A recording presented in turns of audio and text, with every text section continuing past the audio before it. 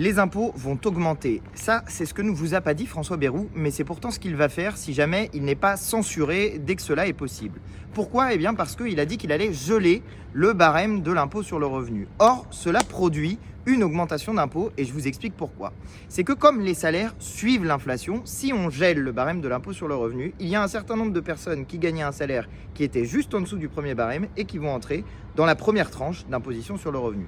Là, il y a un seuil de déclenchement de l'impôt qui fait que plein de gens qui ne payaient pas d'impôts vont devoir en payer. On estime à entre 280 000 et 600 000 personnes le nombre de personnes qui ne payaient pas d'impôts et qui vont devoir en payer. Mais pour tous les autres, tous ceux qui étaient dans des autres tranches d'imposition sur le revenu et qui étaient déjà imposés, c'est-à-dire 18 millions de personnes, eh bien là, il y a un risque qu'il y ait une augmentation d'impôts pour eux, puisqu'ils auront eu des augmentations d'impôts cette année et que le gel du barème de l'impôt se fera sur l'année prochaine sur les revenus de cette année et que donc ce gel prendra en compte l'augmentation de leurs revenus et les fera passer dans des nouvelles tranches d'impôt sur le revenu. C'est donc une augmentation d'impôt pour tous les Français que veut faire François Bayrou. Mais il y a encore un autre sujet, c'est l'augmentation de la CSG pour les personnes retraitées. Il y a un grand nombre de retraités qui gagnaient autour de 12 000 € par an, qui vont voir leur CSG être appliquée et qui vont devoir payer d'un seul coup 450 €, un montant considérable pour des retraités qui sont autour de 1 000 € de retraite par mois.